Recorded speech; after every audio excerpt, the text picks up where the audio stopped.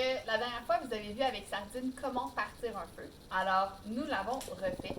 Et cette fois-ci, nous allons écouter une super légende, la légende du lac Pierre, avec notre chère animatrice invitée spéciale, Popsicle! Bonsoir tout le monde. La légende que je vais vous raconter ce soir, c'est la légende d'ici, du camp Papillon. Mais sachez que, avant que le camp Papillon existe, c'était un village. Puis le lac Pierre, là, il existait pas. Puis la légende, justement, c'est à propos de Pierre. Un petit garçon. Il avait à peu près 9 ans, Pierre. Il allait à l'école. Comme tous les gens au Québec qui vont à l'école à l'âge de 9 ans. Mais dans ce temps-là, il y a vraiment longtemps, aller à l'école prenait énormément de temps. Donc Pierre se levait tous les matins et devait marcher des kilomètres et des kilomètres pour se rendre à l'école. Par contre, sa mère, tous les jours, lui rappelait: Pierre, oublie pas, quand tu vas passer devant la maison de la sorcière, pas un mot. Tu dois jamais lui parler. Et Pierre toujours: oui, oui, maman, inquiète-toi pas, je parlerai pas. De toute façon, on l'a jamais entendu parler. Mais comme tous les matins, Pierre passait devant la maison de la sorcière et la sorcière se berçait, tranquillement, sans dire un mot. Mais un mardi matin, Pierre passant devant la maison de la sorcière et a entendu: Pierre! Pierre, viens ici! Pierre, pris par surprise, il avait jamais, mais jamais entendre la sorcière. Viens ici, Pierre, viens ici! Pierre s'avance, tranquillement, en ayant en tête que sa mère lui avait dit de jamais lui parler. Mais il avait tellement peur de la sorcière qu'il s'est quand même approché. Elle était laide, mais laide. Il s'approcha. Oui, comment puis-je vous aider? Pierre, je veux de l'eau! Maintenant et tout de suite! Oui. Va me chercher de l'eau! Pierre alla chercher le seau et alla puiser de l'eau. Il déposa et parta à l'école. Le deuxième matin, on est rendu mercredi matin. Pierre passe et cette fois-ci, il se dépêche parce qu'il n'a vraiment pas envie que la sorcière lui parle. Et encore une fois: Pierre, viens ici! Viens ici, Pierre, viens ici! Pierre s'avança. Aujourd'hui, Pierre, j'ai besoin de toi! Pierre: oui? J'ai besoin de toi, il faut que tu surveilles ma maison parce que je m'en vais! Pierre: oui, mais madame, j'ai de l'école, je m'en fous!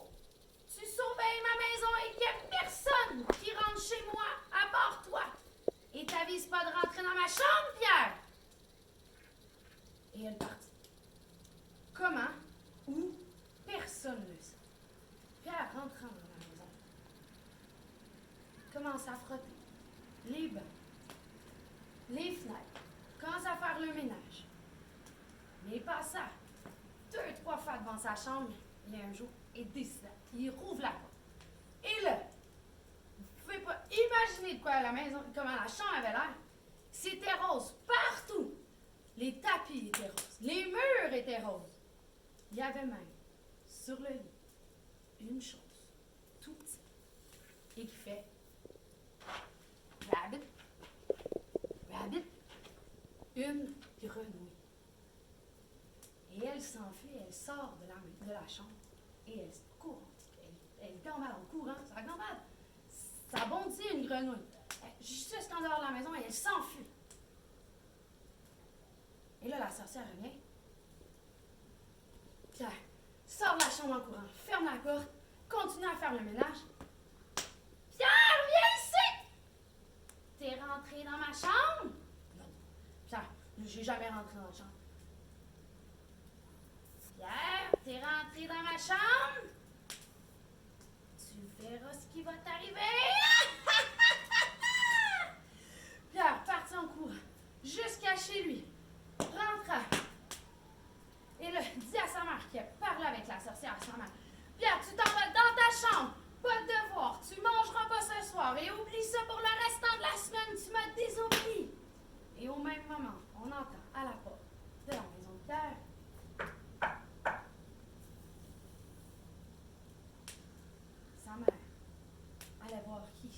qu'est-ce qui se passe? Qui vient pendant la semaine chez elle, ouvre la porte, et elle vit la sorcière. Et là, c'est à ce moment-là que la sorcière décide de proposer un pacte avec la mère de Pierre. Elle lui dit, votre garçon va aller à l'école, je vais tout lui payer, mais il va venir habiter chez moi. Mais vous n'allez plus jamais pouvoir vous en occuper. La mère de Pierre étant très très pauvre décida, ah oui, pourquoi pas, c'est une bonne idée. Elle signa le contrat et la mère de Pierre disparaît. Et Pierre se met à pleurer. Et la sorcière, ah, je t'ai bien eu! Pierre est pris désormais avec la sorcière. Il arrive à la première journée et elle ne demanda rien de moi que de creuser un lac. Parce que la sorcière était tellement tannée d'aller puiser de l'eau qu'elle a décidé d'avoir un lac à côté de chez elle. Donc Pierre commença à creuser. Il avait 2 jours. Il creusa. Après 2 jours, pas d'eau, pas de lac, tout petit mini. Ma sorcière. Pierre, c'est pas un lac, ça! C'est un trou! Pierre, mais madame, ça fait 3 jours qu'il mouille pas. Je peux pas remplir votre lac. Mais pour ça, on va t'enlever les 2 bras! Elle disparaît et Pierre, ses bras disparaissent. Donc Pierre continue à creuser avec ses pieds. Et là, tout d'un coup, qu'est-ce qui va pas dans les airs? Un papillon qui semble se poser sur son épaule. Et il commença à lui parler. Puis là, Pierre, mais que se passe-t-il? Vous êtes qui? Pierre, moi je vais t'aider. Pierre. On va faire, avec toutes mes amies papillons, on va se mettre tout le monde ensemble et on va t'aider à creuser le lac pour la sorcière. Et tu seras libéré. Et là, Pierre, oui, et là, tous les papillons sortent de partout. Ils viennent de partout à travers le monde. Ils viennent l'aider à creuser un immense lac. Et Pierre, ça a pris une nuit entière. Pierre finit par s'endormir près du feu. Et le lendemain matin, il se fait kicker avec son pied. Pierre! Pierre, il est où mon lac? Puis là, Pierre se réveille. Et derrière la sorcière, qu'est-ce qu'il y a pas? Un immense lac rempli d'eau. Et là, Pierre, il sourit, il dit à la sorcière, mais votre lac, madame, il est juste là. Et la sorcière se revire et elle n'en croit pas ses yeux. Et au même instant, Pierre décide de pousser la sorcière dans l'eau. Et un éclair de feu est sorti de l'eau. Et on n'a plus jamais vu la sorcière. Par contre, ce qui se dit, c'est qu'aujourd'hui, dans le lac Pierre, on dit que quand on échappe une pagaie ou une rame, la pagaie remonte toujours parce que la sorcière a été transformée en pieuvre. Donc c'est elle qui fait remonter vos pagaies quand vous les perdez dans l'eau. Et quand Pierre a revu sa mère, aurait eu la chance de retrouver ses bras, il a dit à sa mère qu'il serait important de faire un camp comme le camp papillon, comme on a aujourd'hui, pour pouvoir aider les gens, comme lui a eu besoin d'aide, de tous ses amis papillons, pour pouvoir créer un village aussi harmonieux qu'on peut voir aujourd'hui au camp papillon. Je vous souhaite une excellente soirée les amis, puis on se voit bientôt. Salut là!